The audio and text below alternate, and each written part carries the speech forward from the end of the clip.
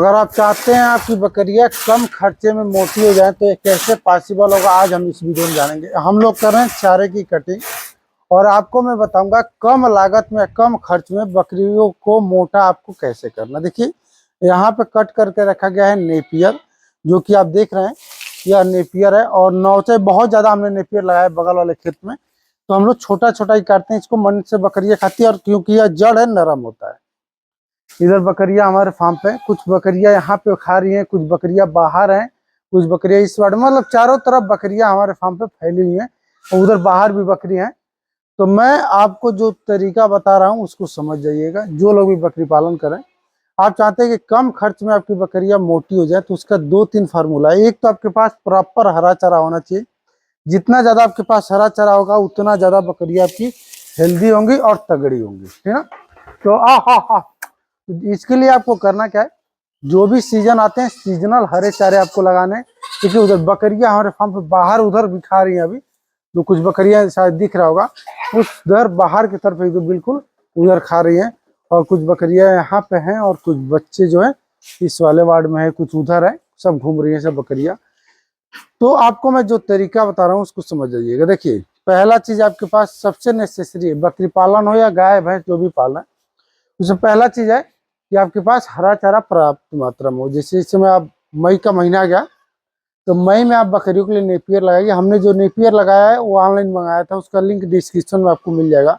दूसरा चीज दाना की मात्रा आपको पता है। और एक चीज मैं बता दूं, गांव से अगर बिलोंग करते हैं तो उसमें करना क्या है, आपको यहाँ पे देखेंगे तो हमने रखा हुआ है, यहाँ पे बच्चों को हम लोग डालते हैं स्पेशली। ये सभी लोग जानते हैं, रहर जो होता है ना, रहर के ऊपर का छिलका या और दलहनी जो भी चारे होते हैं, सूखे चारे हों या हरे चारे हों, इसकी व्यवस्था आपको करना है। गांव में है तो आपको मूंग हो गया, मसूर हो गया, चना हो गया, इसका छिलका या फिर भूसा मिल जाता है। तो जो भी दालें होती है रहर का है तो यह आपके पास होना चाहिए। इसके पत्ता भी बहुत फायदेमंद होता है, रहर जो होता है ना, रहर का पत्ता भी बहुत फायदेमंद होता है। यहाँ पे देखिए इसमें पत्ता भी है और छुड़ाया हुआ है। तो एक यहाँ पे एक यहाँ पे हम लोग भर के रखे हुए हैं, या सिर्फ बच्चों को हम लोग देते हैं। छोटे बच्चों में जिनका भी ये रहता है कि ग्रोथ नहीं हो रहा है, बच्चों का विकास नहीं हो रहा है, वो लोग दलहनी चारे के भूसे की व्यवस्था करें। मतलब कि रहर हो गया, चना हो गया, मसूर हो गया, इन सब का जो हरा चारा होता है या फिर उसका सूखा चारा भी आप यूज कर सकते हैं भूसे के तौर पे। इस समय मई का महीना है, ढैंचा नाम सुने होंगे, सभी लोग को पता होगा। ढैंचा अपने खेत में सभी लोग लगा लीजिए, मैं लगाने वाला हूँ, 2-4 दिनों में लग जाएगा ढैंचा। हमने खेत को पानी चला दिया है, सिंचाई कर दिया है, नमी आ गया है, उसको पूरा जोतवाएंगे और लगाएंगे, हम दिखाएंगे वीडियो। ढैंचा को भी हम बकरियों को खिला सकते हैं। इस समय जैसे मई में हम लगाएंगे, जून जुलाई में तैयार हो जाएगा। तो आप चाहें तो ढैंचा को जैसे गेहूं या फिर धान की कटाई होती है, गेहूं और धान की जैसे हम कटाई करते हैं उसे जड़ से काट सकते हैं। हम जब 4 फीट का ढैंचा हो जाए, मैं उसको वीडियो दिलाऊंगा, चैनल को सब्सक्राइब कर लीजिएगा। 4 फीट या 4.5 फीट का हो जाए तो उसको कटिंग करवा दीजिए जमीन से।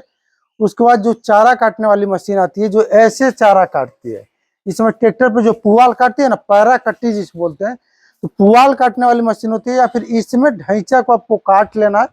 जब वो सूख जाए, खेत में आपने काटा 2 दिन छोड़ेंगे तो नमी खत्म हो जाएगा, सूख जाएगा हल्का हल्का, तो आप उसको लाकर छटकट्टे से, या फिर ज्यादा है तो पैरा कट्टी जो मशीन आती है जो छटकट्टे वाली, उससे आप कटवा कर रखवा दीजिए और उसको बकरियों के लिए बहुत अच्छा रहेगा। और दलहनी चारे, हरे चारे की व्यवस्था आपको 12 महीने करना है। सीजनल जो चारे होते हैं जैसे कि नेपियर हो गया, मक्का हो गया, 12 मासी होता है।